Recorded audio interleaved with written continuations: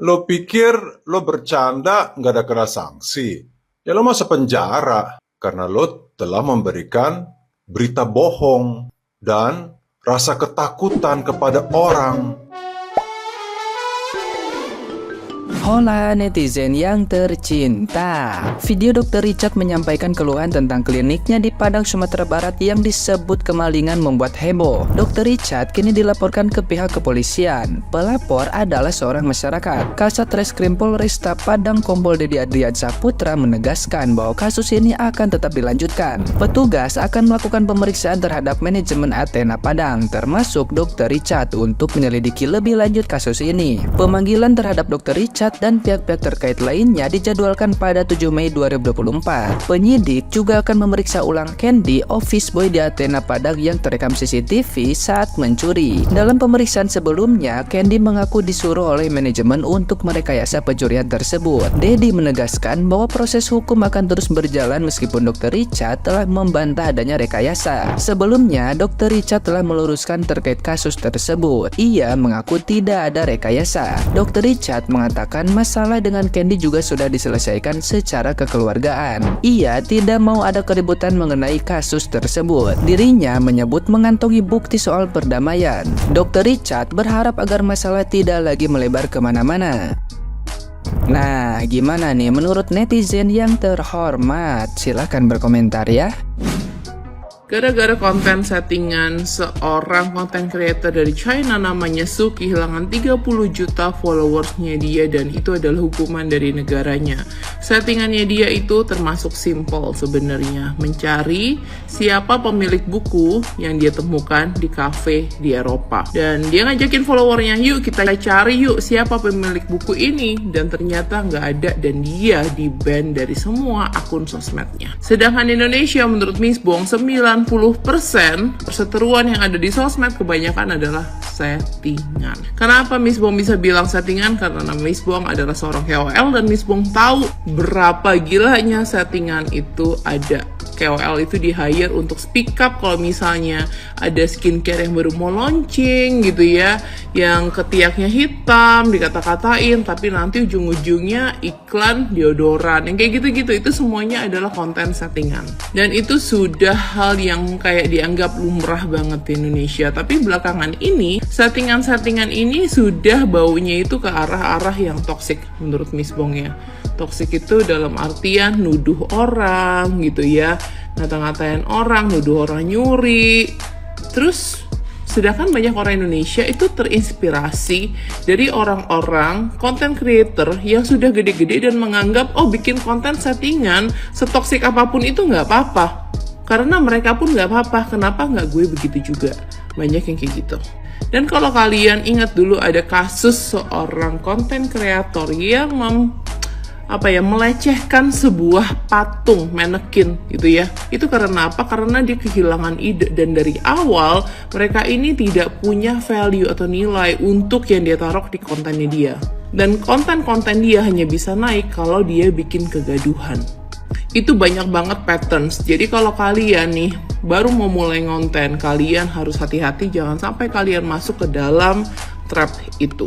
Itu tuh seperti sebuah jebakan, kayak gimana ya gue supaya naik lagi, gimana ya gue supaya bisa lagi nih dapat attention, dapat kayak keramaian di konten gue. Akhirnya mereka bikin settingan yang tidak bermutu dan bahkan bisa merugikan orang. Dan menurut Miss Bong, semua hal yang terjadi di sosmed gitu ya, kalian tidak perlu masukin ke hati karena kalian nggak pernah tahu. Ada dua konten creator yang berantem dan ternyata mereka hanyalah settingan supaya ada keramaian.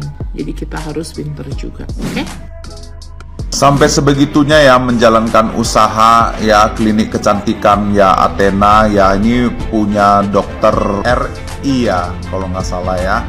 Dan kalau memang benar sesuai dengan pemberitaan daripada pihak kepolisian mengatakan bahwasanya laporan yang dibuat terkait dengan kehilangan barang-barang yang ada di klinik tersebut adalah laporan palsu demi untuk supaya viral tempatnya ya dan diketahui seluruh masyarakat Indonesia. Ini sangat tidak baik ya.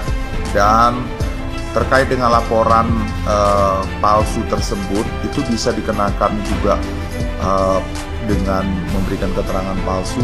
Itu ada unsur pidananya loh terkait dengan itu. Jadi jangan main-main terkait dengan hukum ini ya. Tidak bisa kita berbuat sesuka hati kita bikin laporan palsu demi untuk viral, demi untuk supaya usaha kita itu maju, disetting sedemikian rupa ya.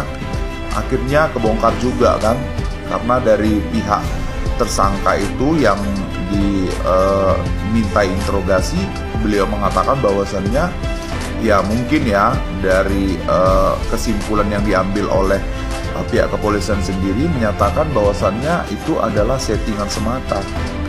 Gimana ini? Hukum mau dipermainkan ya, nggak gitu juga caranya ya. Ya ini peringatan bagi pihak pemilik ataupun owner dari klinik tersebut agar lebih memperhatikan cabang-cabang yang dibuka.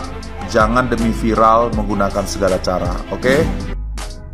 Sampai segitunya ya cari duit, sampai menyebarkan berita bohong dan aparat menjadi alat olok-olok bisa dipermainkan. Aneh sekali ya Wakanda ini. Ini sama halnya seperti kalau kita naik pesawat, tiba-tiba kita teriak, "Woi, ada bom, ada bom!" Semua panik. Lo pikir lo bercanda nggak ada kena sanksi? Ya lo masuk penjara karena lo telah memberikan berita bohong dan rasa ketakutan kepada orang. Sama halnya kita masuk mall, tiba-tiba, woi ada bom, kebakaran. Semua lari-lari terinjak-injak. Lo bilang, bercanda, sorry ya. Inilah, oke gas. Begini, sorry ya. Modal sorry ya doang. Semua bisa diatur, ditabrak. Demi kepentingan apa? Uang. Untuk mempromosikan kliniknya.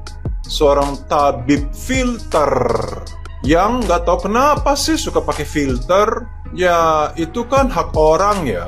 Tapi menurut saya pakailah jalur-jalur yang normal. Endorse gue kayak gitu kan. Gue gini-gini uzur-uzur masih oke gitu loh.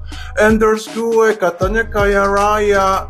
Masa bikin rekayasa penipuan, malingin kasirnya 10 juta. Lagian itu terjadi.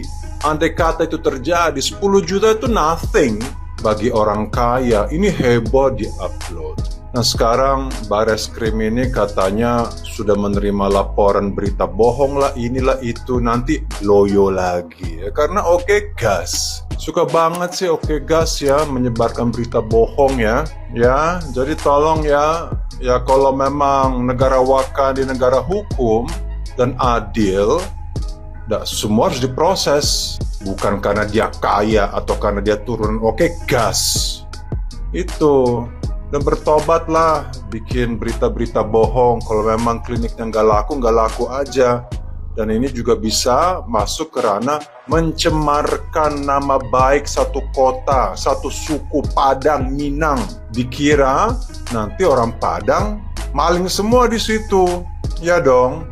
Orang ketakutan, janganlah di Padang ternyata banyak maling. Kita nggak tahu kan? Ini kan bisa juga bad promotion, memberikan promosi yang tidak baik. Apalagi bagi pendatang. Kita ini mau buka klinik, buka usaha, habis itu bikin rekayasa, mencemarkan nama baik satu kota, satu suku. Padahal kita ini pendatang, bukan tinggal di situ.